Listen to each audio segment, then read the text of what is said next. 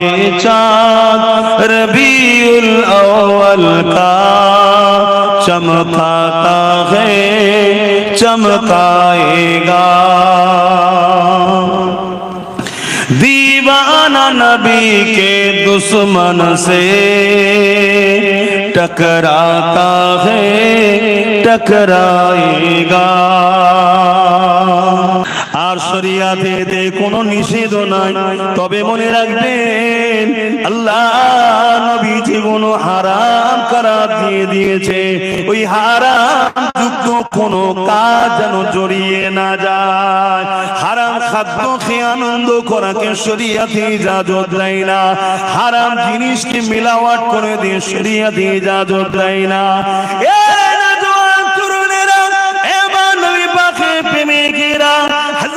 আবু বকর সিদ্দিক আমার নবী পাকের যিনি প্রথম খলিফা ছিলেন, তিনি বলতে লেগেছেন ওয়াকালা আবু বকর সিদ্দিক মান আনফাকা দিরহামান আলা কিরাতি মাউলুদুন নবী সাল্লাল্লাহু আলাইহি ওয়াসাল্লাম কানা রাফিকি ফিল জান্নাহ।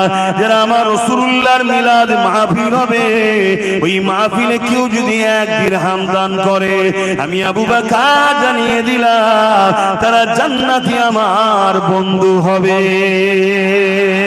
আরো জোরে বলুন সুবহান। তাহলে হুজুরের মিলাদের আলোচনা দরকার আছে, অর্থাৎ আগমন কিভাবে হয়েছে, ছোটবেলায় কি করেছে, কি কি মুজিজা ঘটেছে, অলৌকিক কথা, এগুলো শুনলে আমাদের মধ্যে খুশি হয় না দুঃখ হয়? এটাকেই বলা হয় ঈদ। আসলে একটু আলোচনা করি নাকি ছোটবেলার কথা। এবার দেখেন খুশি হন না খুশি হন না। আম্মা জান হযরতে আমেনা হুজুর বলছেন, আমার গর্ভের সন্তান মুহাম্মদ রাসূল রয়েছেন। অন্যান্য নারীদের ইশারায় একটু ধরে নিতে হবে মাসে একটা নাপাকি হয়, জান বুঝতে পারছি। কিন্তু আমি আমেনা দেখলাম আমার গর্ভের সন্তান আছে, কিন্তু কোনো মাসে ওই নাপাকিটা বন্ধ হয় না, হয়েই যায়। মেডিকেল বলছে মায়েদের মাসে যে রক্ত বাহির হয়, যদি ওটা বন্ধ না হয় তাহলে সন্তান থাকবে না। ওটা যদি চালু থাকে তার মানে সন্তান নাই বা মারা যাবে। কথা বুঝতে পারছো নাকি? কিন্তু আম্মা আমেনা বলছেন আমার বাচ্চা গর্ভে আছে কিন্তু আমার বন্ধ হয়নি। কেন বন্ধ হয়? আমাদের নাভির সাথে মায়ের নাভির কানেকশন করে, ওই রক্তটা মুখ দিয়ে না খাইয়ে বাচ্চাকে নাভির সাথে মায়ের বাচ্চার পেটে যায়। কিন্তু আমার রাসূল সাল্লাল্লাহু আলাইহি সাল্লামের পেটে ওই রক্ত আল্লাহ দেয়নি। জোরে বলুন সুবহানাল্লাহ। কেন দেবে? আম্মা জান আমিনা বলেন আমার গর্ভে মুহাম্মদ রাসূল রয়েছেন। অন্যান্য নারীরা বলে সন্তানের একটা ভারী মা বুঝতে পারে। কি ভারী থাকে না? এ নবীর গোলামেরা, এ আমার নবী পাকের দিবানারা, আল্লাহ আমার নবীকে কি নিয়ামত করেছে, ওই নিয়ামতের চর্চা করো, ওই নিয়ামত পে আল্লাহ শুকরিয়া আনন্দ করো। আম্মা জান আমিনা বলতে লেগেছে আমার দুনিয়া জমিনে কোন নারী যখন সন্তান জন্ম দেয়, ওই সন্তান নিয়ে মা বলে আমার একটা কন্যা সন্তান হয়েছে বা আমার একটা পুত্র সন্তান হয়েছে, কিন্তু আম্মা আমিনা বলে আমি একটা নূর জন্ম দিয়েছি। অর্থাৎ আমার গর্ভ থেকে একটা নূর এসেছে। নূরের ওয়েট বোঝা যায়? নূর মানে জ্যোতি, আলো, ওয়েট বোঝা যায়? তাহলে আমাদের মায়েরা কি বলেছে? আমি যখন হয়েছিলাম আমার মা বলেছে আমার পুত্র সন্তান হয়েছে। তারপর আমার বোন যখন হলো আমার মা বলেছে আমার কন্যা সন্তান হয়েছে। আপনাদেরও বলে, কিন্তু আম্মা আমেনা বলছেন আমার গর্ভ থেকে একটা নূর দুনিয়া এসেছে। জোরে বলুন সুবহানাল্লাহ।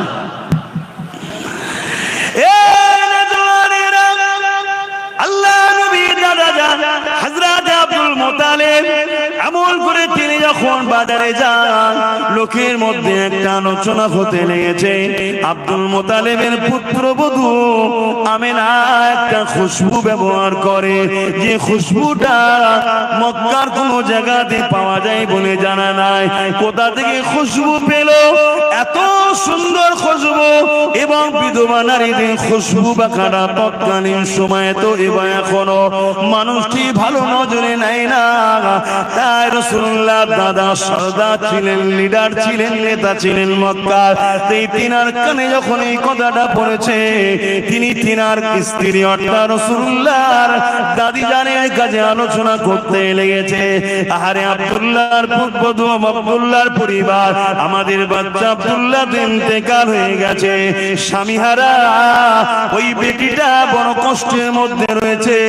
কিন্তু বাজারে একটা কথা শুনতে লেগেছে, সে নাকি একটা খুশবু ব্যবহার করে, যে খুশবুটা নাকি অন্য কোনো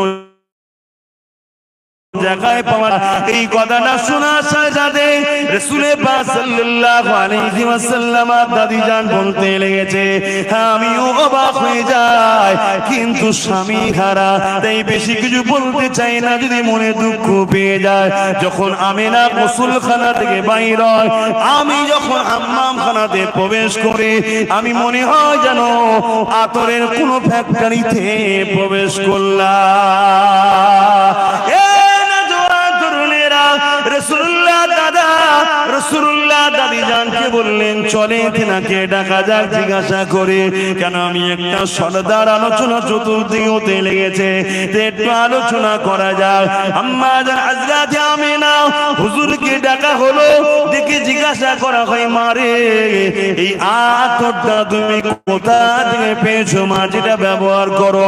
ওই সময় আম্মা জান আমিনা মুখে থুতুখানা জমিনের উপরে ফেললে, ফেলার সাথে সাথে আতর যেমন ঢেলে দিলে খুশবু বাইর হয়, তার থেকেও বেশি খুশবু বাইর হতে লেগেছে। ওই সময় আম্মা মেনা বলতে লেগেছেন, আব্বা আম্মা এই আতর আমি ব্যবহার করি না, এই খুশবু আমার নয়, গর্বে যিনি আছে চিনা। আরো জোরে বলুন সুবহানাল্লাহ।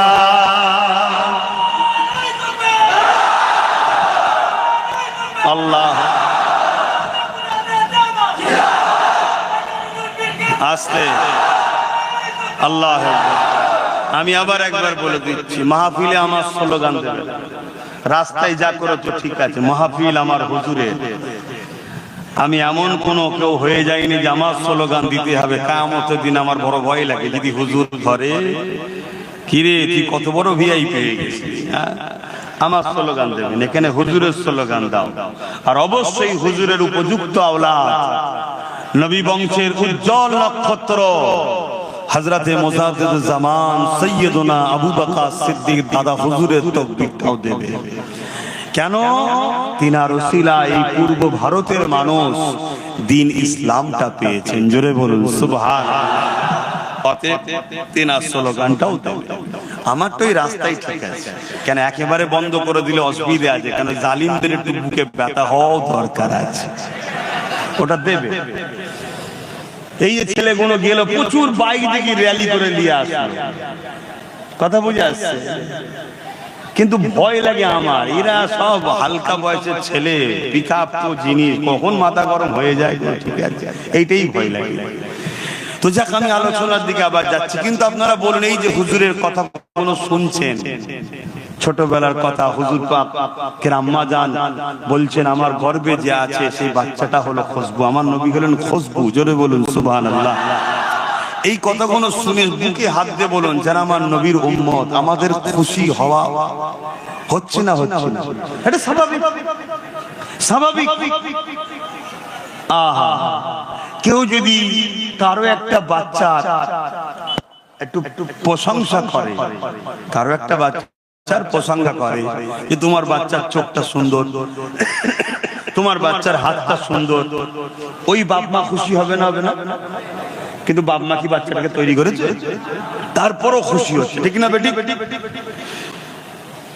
তাহলে যিনি আমার রাসূলকে সুন্দর করেছেন এবং নিজে বলেছেন সবথেকে সুন্দর আমার হাবিব মুহাম্মদ সাল্লাল্লাহু আলাইহি ওয়াসাল্লাম, সেই নবীর যদি সুন্দর নিয়ে আলোচনা করা হয়, তাহলে আল্লাহ খুশি হবে না? হবে না? এখন তো বুঝতে হবে, এখন তো বুঝতে হবে। এই যে তাকবীর দিচ্ছে হুজুরের কথা শুনে, এটা তো আনন্দের বহিঃপ্রকাশ। খুশিতে তো আর গালি দিচ্ছে না, খুশিতে আল্লাহরই নাম নিচ্ছে, যে আল্লাহু আকবার, অর্থাৎ আল্লাহ যিনি সবথেকে মহান, তিনি মুহাম্মদ সাল্লাল্লাহু আলাইহি ওয়াসাল্লামকে এত নিয়ামত আল্লাহ করেছেন। এগুলো বুঝতে হবে। এগুলোর বিরোধী কখনো উম্মতে মুহাম্মাদি ঈমানদাররা করতে পারে না। সূরাতে সকলে মুসলমান, ভেতরে যদি বুকস থাকে হুজুর সম্বন্ধে, তাহলে হুজুরের বিরোধী করতে পারে। তুমি আমার পছন্দ নাও হতে পারো, আমার বিরোধী থাকতেও পারো, কিন্তু আমার নবীর উম্মত হয়ে নবীর বিরোধী করো কি করে? আমার নবীর শান কত, আমার নবীর মাকাম কত। আমাদের সমাজে একটা কথা শোনা যায়, নবী নাকি 40 বছর পরে নবী হয়েছে, তার আগে নাকি নবী নয়, তার আগে কেউ জানতো না। বলুন নাউজুবিল্লাহ। আপনারা বলুন মুজিজা কাদের হয়? এই মুজিজা বুঝুন তো নাকি? মুজিজা হয় এজন্য যেটা সামনেওয়ালাকে অ্যাট্রাকশন আজিজ করার জন্য, অলৌকিক কিছু ঘটনা নবীদের দ্বারা ঘটলে মুজিজা বলা হয়, ওলিদের দ্বারা ঘটলে কারামত বলা হয়। কিন্তু ঘটাই কে? ক্ষমতা কার? আল্লাহ। কিন্তু নবীদের দ্বারা যেটা হয় সেটাকে কি বলা হয়? মুজিজা। আর ওলিদের দ্বারা যেটা হয় কারামত। কিন্তু মূল ঘটাবার মালিক কে? আল্লাহ। সর্বশক্তিমান কে? তাহলে আমার নবী পাক সাল্লাল্লাহু আলাইহি সাল্লামের সিনা চাক হয়েছিল 40 বছরের আগে না পরে? তাহলে নবীর ওটা মুজিজা নয়? তাহলে নবী তখন নবী ছিলেন না ছিলেন না? তা নবীর আলোচনা শুনবেন না উম্মত? হ্যাঁ, আর একটু আগিয়ে চলেন। আম্মা জানামিনা বলতে লেগেছে, আমার বাচ্চা তুমি জমিনে আসার সময় হয়ে গেছে। আমি আমিনা ঘরের মধ্যে একা রয়েছে। আব্দুল্লাহর এই ঝুপড়ি কুটিরি ঘর।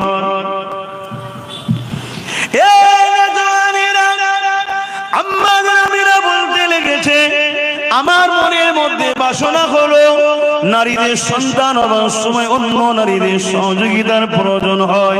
আমি আমিনা একা রয়েছি, যদি অন্য কোন নারী সহযোগিতা পেতাম আমার জন্য বড় উপকার হতো। ঠিক এমনই যে ভাবতে লাগলাম, সঙ্গে সঙ্গে দেখলাম আব্দুল্লাহর ঘর, আমার এই কুকরি ঘরটা আলোয় আলোকিত হয়ে গেছে, সুন্দরী সুন্দরী রমণী চলে এসেছে। আমি আমিনা জানতে চাইলাম আপনারা কারা, কোথা থেকে আসলে?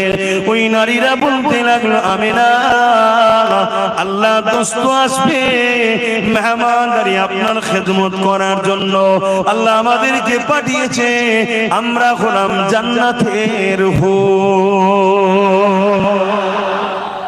এই যে আলোচনাগুলো ছোটবেলার যেখানে হয়, ওই মাহফিলকে কি বলা হয়? আবার একবার বলবেন তো, মনে থাকবে তো নাকি? তাহলে মিলাদুন নবী বা ঈদে মাউলুদুন নবী বা ঈদে মিলাদুন নবী শুনলে ঘাবড়ে যাবেন না, এগুলোকে মাথায় নেন যাতে স্মৃতিতে থাকে। তাই বারবার জিজ্ঞেস করছি, বিরক্ত হচ্ছেন নাকি? বলতে লেগেছে, আমি যখন কোন কুয়া ধারে পানি উঠাবার জন্য যখন দেখলাম ওই কুয়া ধারে গিয়ে পানিটা তোলার জন্য আগে যেতে লাগলাম, গায়েবী আমার কানে আওয়াজ আসতো, আসসালাতু আসসালামু আলাইকা ইয়া রাসূলুল্লাহ হাবিবাল্লাহ। আমি বড় চমকে যেতাম, প্রথম এই আওয়াজ থেকে আসছে, কি ব্যাপার, কোথা থেকে আসছে আমি ঘাবড়ে যেতাম। আমি যখন কুয়ার দিকে খেয়াল করে দেখতাম, খেয়াল করতাম কুয়ার পানির ভেতর থেকে এই সালামের আওয়াজ আসতে লেগেছে। এই যুবকেরা, তরুণেরা, আল্লাহ নবীর আম্মা জান বলতে লেগেছে, আমি যখন রাস্তা দিয়ে যেতাম পাথর আমাকে সালাম দিত, কিন্তু এই বলে আসসালামু আলাইকা ইয়া রাসূলুল্লাহ আমি অবাক হয়ে যেতাম, গা সালাম দিত। আর নবী পাকের হাদিস পাকের মধ্যে রয়েছে, আল্লাহ নবীর সাহাবারা বলতে লেগেছে, আমি রাসূলুল্লাহর সঙ্গে যখন আমরা সফরে যেতাম, প্রতিটা গাছ পাথর এমন করে পাহাড় পর্যন্ত আমার নবীকে সালাম দিতে থাকতো। আম্মা জানামিনা পানি কি করে তুলবে চিন্তা করতে লেগেছে। কেন দেখবেন কুয়ার পানি থেকে উপরে একটা ওয়াল ঘিরা দেখাতে মানুষ না পড়ে যায়, এই চিন্তা করতে লেগেছে আমার মোহাম্মদ পেটে রয়েছে, যদি চাপ লেগে বাচ্চা কষ্ট পায় পানি রশি ধরে তুলতে হবে, এই চিন্তা করতে লেগেছে। ঠিক তেমনই সময় আম্মা আমিনা বলতে লেগেছে, পানি ভূমিকম্পে যেমন ফুলতে থাকে, ওই কুয়ার পানিটা কানা পরিমাণ এসে গেল, আওয়াজ দিতে লেগেছে, আমিনা আসতে লাগবে না, হুকুম করলে ঘরে পৌঁছে যাব। আরো জোরে বলুন সুবহান। রসুলের এক গোলাম নবীর আওলাদ গরিবে নওয়াজ লুটা পাঠিয়েছিল, জানেন না? আনা সাগরের পানি লুটার মধ্যে ছিল না, ছিল না। তিনার গোলাম এর খুব যদি পাওয়ার এই হয়, তাহলে নবীর জিনার গর্বে আছে সেই মা যদি বলে মোহাম্মদ রসুলের খাতিরে আসো, আসবে না পানি? আমার নবী যখন কোনো গাছকে ডাকতেন, একটু অন্যদিকে যাচ্ছে, সিরাফলি একটা কথা বলছি। এক সময় এক গায়ের মুসলমান অমুসলিম আমার নবী সাল্লামকে পরীক্ষা নিতে এসেছে। শুনছেন তো সবাই? আল্লাহ নবী বললেন, ওই যে দূরের গাছটা দেখছো, ওই গাছটাকে যে বলো মুহাম্মদ সাল্লাল্লাহু আলাইহি ওয়াসাল্লাম তোমায় ডাকছে। তো ও গিয়ে বলছে মুহাম্মদ সাল্লাল্লাহু আলাইহি ওয়াসাল্লাম তোমাকে ডাকছে। লোকটা অবাক হয়ে দেখতে লেগেছে, জমিন ফেটে গেল, মানে ফাটতে ফাটতে ফাটতে যেমন মানুষ কুড়ে খুঁড়ে চওড়া করে না, ওভাবে জড় সমেত শেকড় সমেত এভাবে জমিন চিরে চিরে চিরে চিরে এই গাছটা আমার নবীর কদমে এসে সালাম দিতে লেগেছে। জোরে বলুন সুবহানাল্লাহ। খুব ভালো করে কথাটা শুনবেন। হুজুর ডাকবে, গাছ আসবে, এটা আশ্চর্যের বিষয় তো নয়, এটা তো নরমাল বিষয়। গাছকে তো আসতেই হবে, গাছটা হুজুরের গোলাম। কিন্তু গাছটাকে গিয়ে খবরটা কে দিলে? একজন অমুসলিম। সে বলছে হুজুর ডাকছে, চল। যদি তার কথা তো গাছটা চলে আসতে পারে, হুজুরের কথায় হুজুরের আম্মা যদি বলতো আয়, আসতো না? এগুলো আমাদেরকে বুঝতে হবে, এগুলো আমাদের মধ্যে ঢুকাতে হবে। কি অসুবিধা হচ্ছে নাকি? আর না মনে হচ্ছে যে ঠিক আছে সবই বুঝলাম, এগুলো শুনে কি করব? দুটো নামাজের কথা বললে হয়। যাদের দিলে হুজুরের এই আদব, ভালোবাসা, মহব্বতের আলোচনা শোনার ধৈর্য নেই, তারা নামাজ পড়েই কি করবে? তারা নামাজটা পড়েই কি করবে? মাত্র মাথায় ঢুকছে না। কথাটা কি খারাপ হয়ে গেল নাকি? আল্লাহ নবী বলছেন এবং কোরআনেও আল্লাহ বলছেন, নামাজ পড়েও জাহান্নামে যাবে, নামাজ পড়েও জাহান্নামে যাবে। ওই নামাজ পড়ে কিছু লাভ আছে? তারা যাদের মধ্যে ঈমান নাই। আর ঈমানটা কি তাহলে?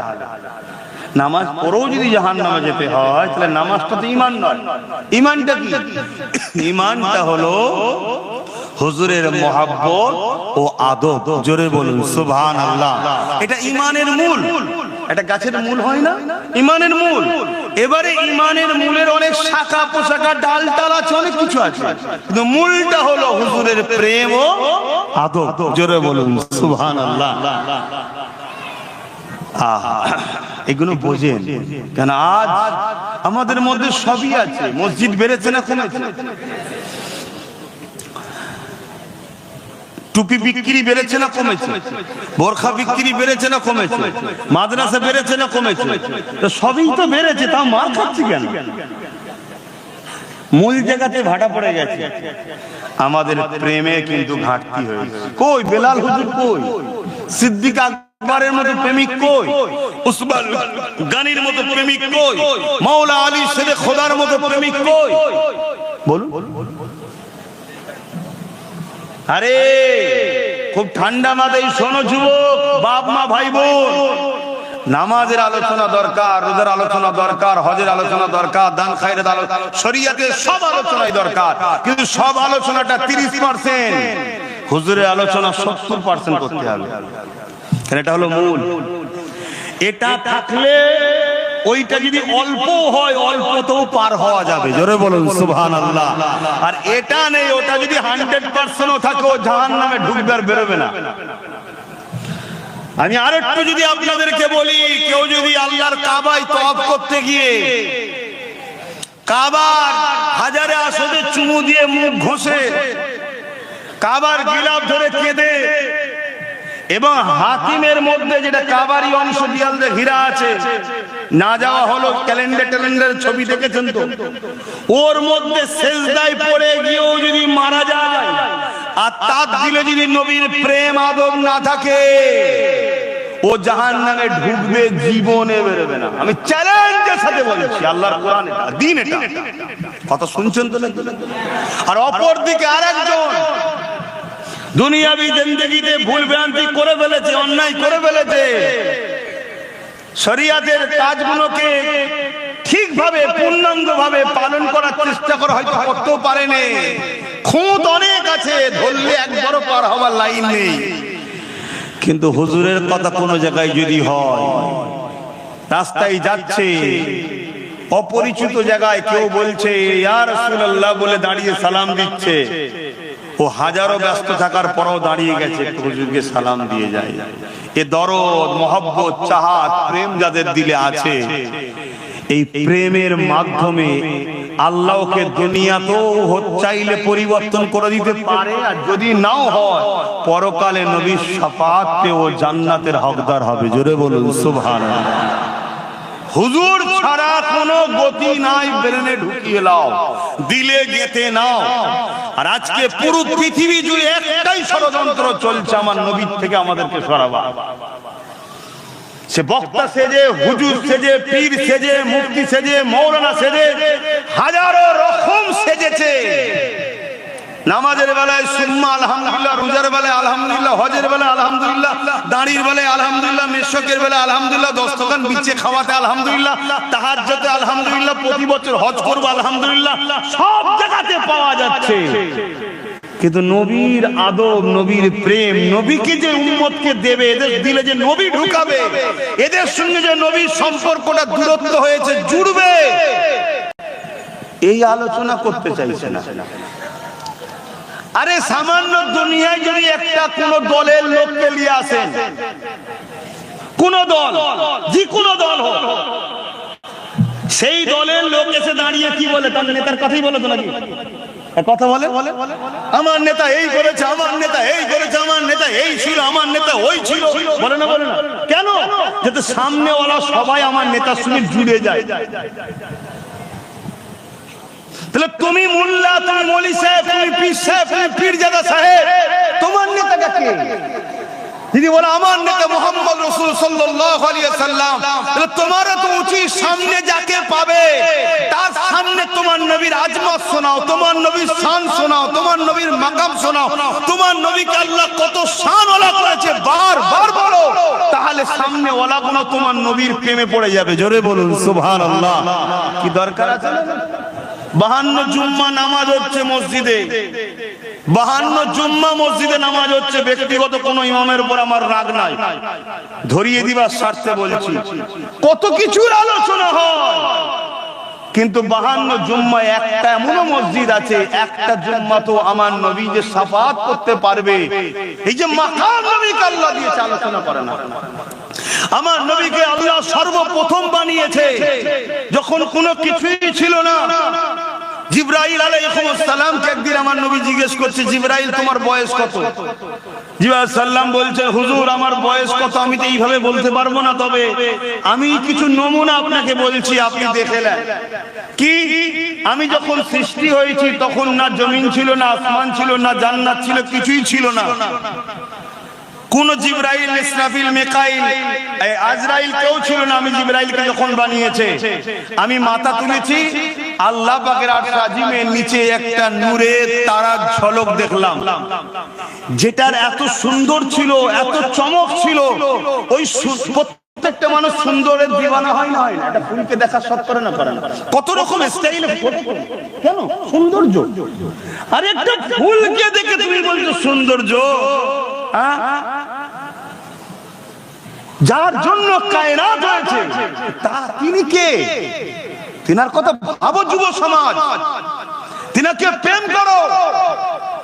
কখনো কখনো রাত্রি নিরিবিলিতে একা বসে ফোনে হ্যালো হাই না করে একাকী হয়ে কখনো তিনার নদী মন সবুজ গম্বুজের দিকে খেয়াল করে দরুদ পড়ে বলো, হুজুর আমি বড় গুনাহগার, আপনার উম্মত, আমি আপনাকে ভালোবাসি, আপনি আমার জন্য দোয়া করেন, আমি যেন হিদায়াত হই।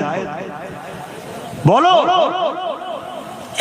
একটা দিন হতে পারে তোমার নসিব চমকে যাবে, পর্দা উঠে যাবে, সবুজ গম্বুজওয়ালাকে তুমি দেখতে পেয়ে যাবে।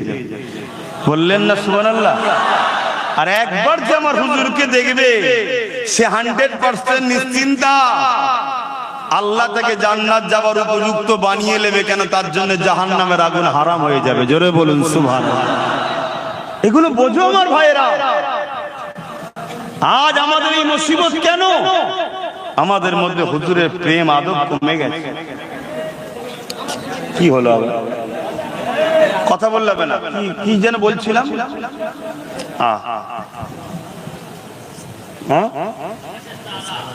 হ্যাঁ, কত বয়স একটা তারা দেখেছিলাম। এই তারার চমকে আমি এত ভালো লেগেছে, আমি দেখার ইন্তজারে রয়ে গেলাম যে কখন আবার তারাটা দেখবো, ওই জ্যোতিটা, ওই নূরটা, আলোটা দেখবো। ৭০,০০০ বছর কেটে গেল, তারপরে আবার একবার উদিত হলো। বলুন সুবহানাল্লাহ। আমি দ্বিতীয়বার দেখে আরো দিবানা হয়ে গেলাম, আবার দেখার ইন্তজারে, আবার ৭০,০০০ বছর পর আবার একবার দেখলাম, আরো দেখার বাসনা। তখন তো কোনো কাজ নাই আমার, শুধু দেখার দিবানা। এইভাবে আমি জিবরাইল ৭২,০০০ বার তারাটাকে দেখেছি। জোরে বলুন সুবহানাল্লাহ। আল্লাহর নবী কি বললেন? হাদিস বলছে, নবী বললেন, জিবরাইল রে, ওই তারাটা হলো তোমাদের নবী মুহাম্মদ রাসূল। জোরে বলুন সুবহানাল্লাহ। তাহলে আমার নবী কবে থেকে? এগুলো জানতে হবে না? এগুলো তো মুসল্লিদের ঘরেও জানানো দরকার। কি আমার নবীর শান মর্যাদা নিয়ে আলোচনার দরকার। মনে রাখবেন, আমার নবী পাকের কাছে একদিন বাজারে একটা ইহুদি ছেলে এসে হাজির হয়ে গেছে। মন দিয়ে শোনেন, একটু অন্য সাইডে চলে গেলাম, আবার ফিরে আসবো মিলাদের দিকে সময় যদি থাকে। কেননা যুব সমাজ সামনে বেশি রয়েছে, ১০০-র মধ্যে ৯৫টা যুবক।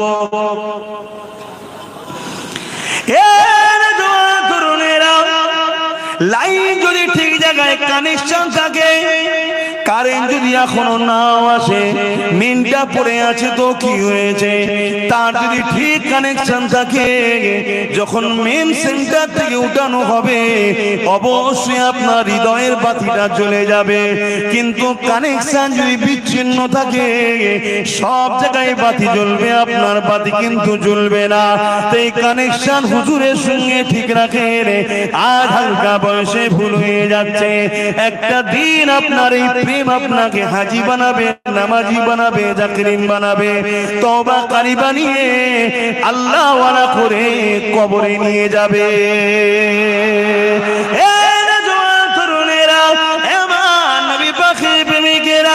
আল্লাহ নবী মদিনার বাজারে ভ্রমণ করে ঘুরতে লেগেছে। এক ইহুদি যুবক ছেলে আমার নবী পাককে দূর থেকে দেখতে লেগেছে। আল্লাহ নবী চাল চলন কথাবার্তা দেখে ওই যুবক ছেলেটা আমার নবী পাকের দিওয়ানা হয়ে গেছে। এবং সেই ছেলেটা গিয়ে এসে আল্লাহ নবীকে বলতে লাগলেন, ইয়া রাসূলুল্লাহ, হাবিবাল্লাহ, আমি আপনার খেদমতে থাকতে চাই, আপনি কি আমাকে আপনার খেদমতে থাকার পারমিশন দেবেন? কিন্তু শর্ত একটা, আমার বাপ হলো ইহুদি ধর্মের বড় আলেম। আলেম মানে জাননেওয়ালা, পণ্ডিত মানুষ। তার ছেলে আমি কিন্তু ইসলাম কবুল করতে পারবো না, আমি ইহুদি খালি থাকবো। আল্লাহর নবী মুচকে এসে বললেন, ঠিক আছে, ইজাজত দিলাম। নবী পাকের সঙ্গে থাকে, যেখানে যায়, উঠা বসা করতে করতে 7 বছর কেটে গেছে। ক বছর? 7 বছর। একদিন আল্লাহর নবী বেরিয়েছে, আর বাচ্চাটাকে দেখতে পাচ্ছেন, সেই যুবকটা আর আছে ছেলেটা। আল্লাহর নবী সাহাবাকে জিজ্ঞেস, একদিন শুধু গায়েব হয়ে, সঙ্গে সঙ্গে নবী জিজ্ঞেস করেছেন, পুরো পৃথিবী, কুল কায়নাতের এবং পুরো পৃথিবীর উম্মতকে বাঁচাতে নবী এসেছে, এত বড় দায়িত্ব। একদিন আসেনি।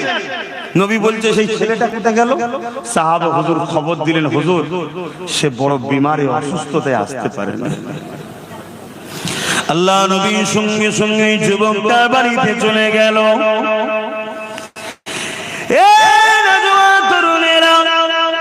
কেউ যদি বিমারে পড়ে, বিশেষ বিশেষ করে আপনার প্রতিবেশী সে যদি অমুসলিম হয় তার সঙ্গে ভালো ব্যবহার দেখাও, তার খোঁজ খবর নাও, তার পাশে দাঁড়াও, তাকে সৎ পরামর্শ দাও। এটা আমার নবী পাকের সুন্নতের স্বভাব হবে। হে নওজোয়ান তরুণেরা, আল্লাহ নবী ইহুদি ছেলেটাকে চলে গেল, ইয়ার পরে ইহুদি বাচ্চার মাথাটায় হাত দিল, যুবকটার মাথায় হাত দিল। দিবার সাথে সাথে নবী পাক হাতটাকে টেনে নিলেন, নিবার পরে বলতে লাগলেন, বাবা ছেলে, 7 বছর ধরে তুমি আমায় ভালোবেসে আমার সাথে ঘুরেছো, যেখানে আমি গেছি সফরে তুমি গেছো, কোনো দিনের জন্য আমার উঠা বাজা চাল চলন কথাবার্তায় মানবতার বিরুদ্ধে, ইনসাফের বিরুদ্ধে, ইনসানিয়াতের বিরুদ্ধে কখনো দেখেছো? বা আমি তোমাকে কখনো কোনো জিনিস কি চাপিয়ে দিয়েছি তুমি দেখেছো? ছেলেটা বলছে না। আল্লাহ নবী বলছে, বাবা আজ একটা বড় তোমার কাছে কথা বলবো, তুমি আমাকে একটা শুধু কথা শোনো। তুমি আমায় ভালোবাসো যেমন আমি রাসূলও তোমায় ভালোবাসি, জোরে বলুন সুবহানাল্লাহ। কিন্তু আমার একটা কথা শোনো, শুধু একবার দিল থেকে মেনে নাও, লা ইলাহা ইল্লাল্লাহু মুহাম্মাদুর রাসূলুল্লাহ। ওই ছেলেটা লা ইলাহা ইল্লাল্লাহটা মানে মুহাম্মদ রাসূলুল্লাহটা মানতো না। ইহুদিরা তো মানে লা ইলাহা ইল্লাল্লাহ, কথা বুঝছেন তো নাকি? হ্যাঁ, মুহাম্মদ রাসূলুল্লাহটা মানতো না। তার বাপ মাথার উপরে দাঁড়িয়ে আছে, মাও দাঁড়িয়ে আছে। বাবা তুমি একবার পড়ে নাও, আমি রাসূল জামিনদার হচ্ছি, তোমাকে আল্লাহ জান্নাত নিয়ে যাওয়া পর্যন্ত আমার দায়িত্ব। জোরে বলুন সুবহানাল্লাহ। আল্লাহ নবীর এই কথাটা শোনার সাথে সাথে ছেলেটা মায়ের দিকে বাপের দিকে দেখতে লেগেছে। বাপ সঙ্গে সঙ্গে বলতে লেগেছে, বাবা ছেলে, 7 বছর ধরে জিনার সাথে ছিলি, তেনাকে কি এখনো চিনতে পারলি না? আমি এক মুহূর্তে চিনে ফেলেছি বাবা, আর দেরি করিস না বাবা, পড়ে নে লা ইলাহা ইল্লাল্লাহু মুহাম্মাদুর রাসূলুল্লাহ। তাওরাত গাওয়া দিচ্ছে, ইনজিল গাওয়া দিচ্ছে, ইনি অবশ্যই আখেরি নবী, আমি আমার কিতাব দ্বারা প্রমাণ পেয়ে গেছি। বাবা কলেমা পড়ে নে বাবা। ছেলেটা যেই কলেমা পড়লো, ইন্না লিল্লাহি ওয়া ইন্না ইলাইহি রাজিউন, ইন্তেকাল হয়ে গেল। সঙ্গে ইন্তেকাল হয়ে গেল।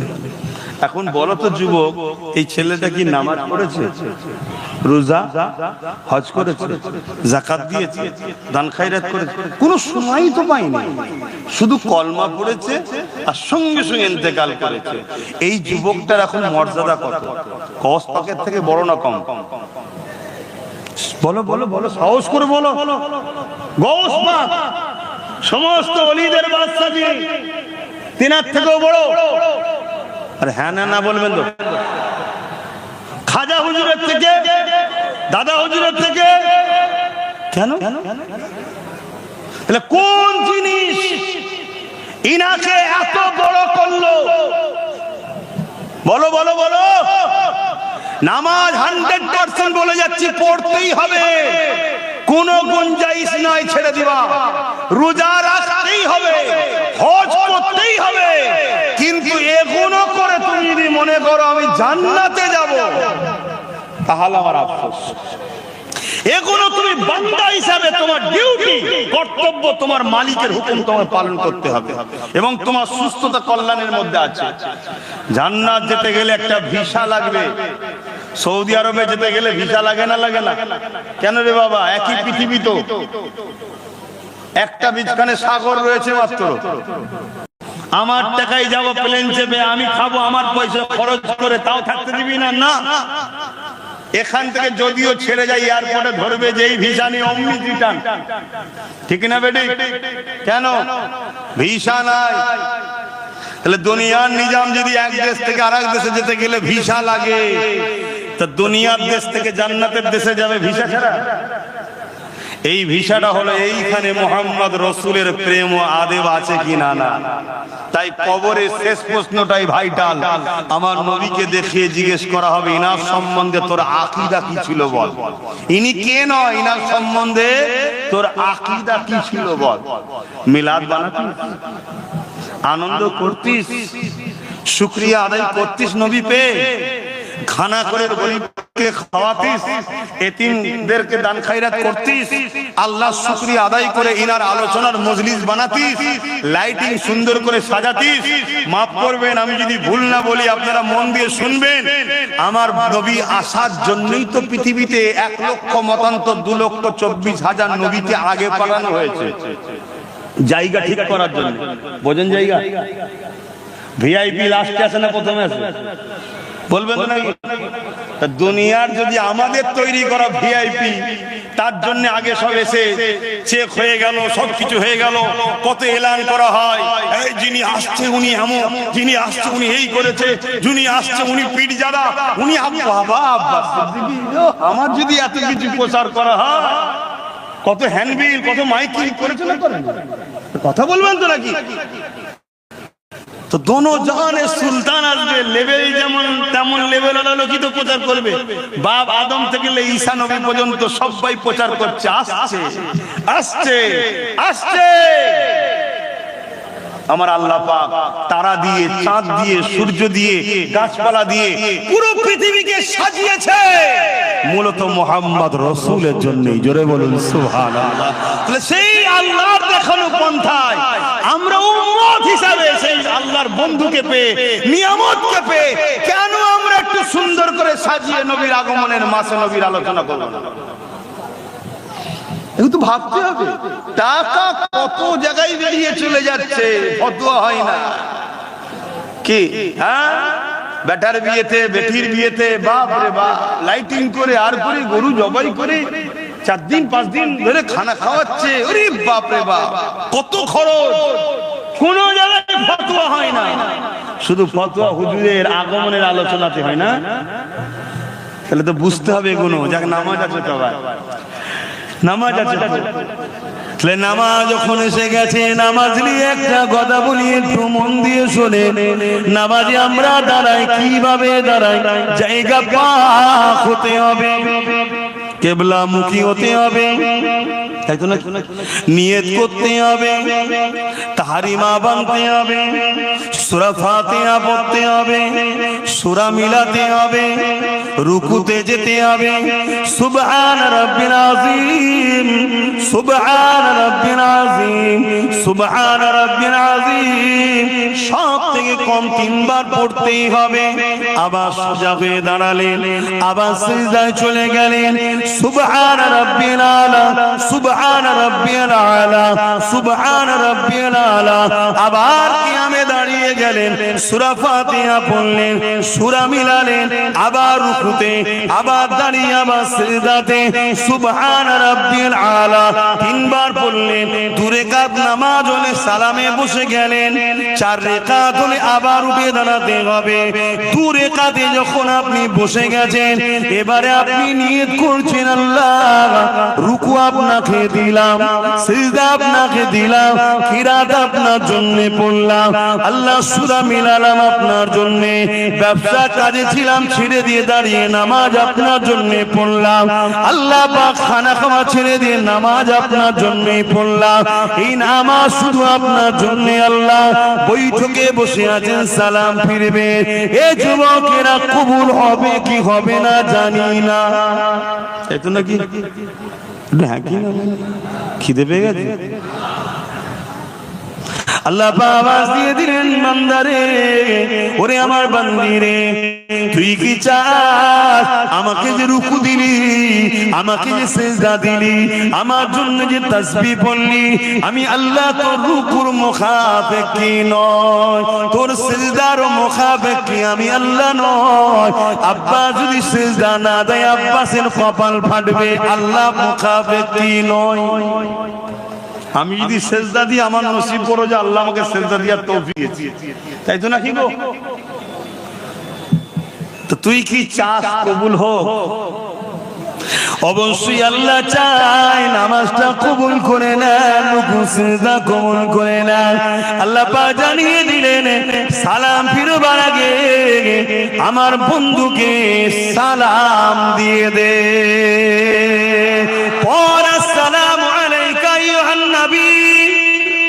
আচ্ছা না, التحيات لله والصلوات الطيبات السلام علينا التحيات لله والصلوات الطيبات السلام عليك أيها النبي আছেন না বলবেন নাকি না ও আল্লাহ নামাজ তো আপনার জন্য এখানে গায়ের কে কেন আনছেন কে নামাজ তো শুধু আপনার জন্য রুকু আপনার জন্য সিজদা আপনার জন্য তাসবিহ আপনার জন্য বুঝছো তো নাকি যুবকরা কি গো বুঝছো তো এখানে গায়ের অন্যজনকে কেন নিয়ে আসলেন নামাজ শুধু আপনার জন্য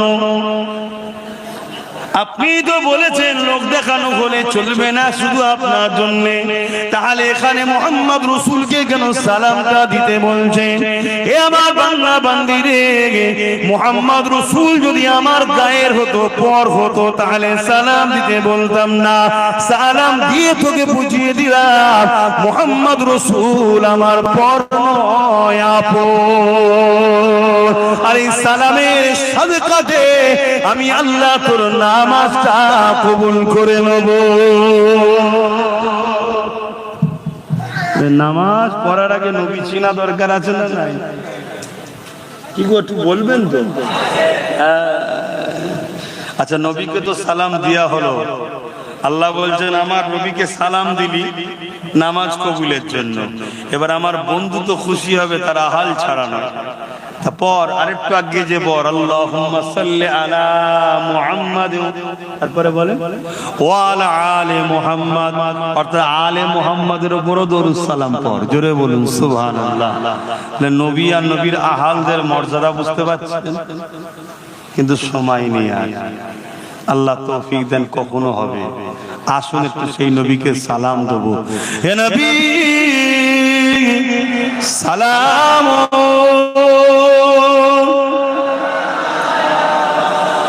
ইয়া রাসূল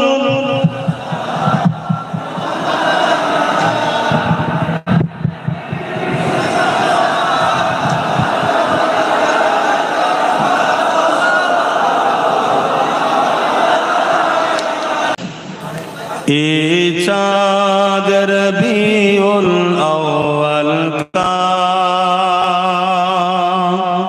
চমকাতা है চমকাएगा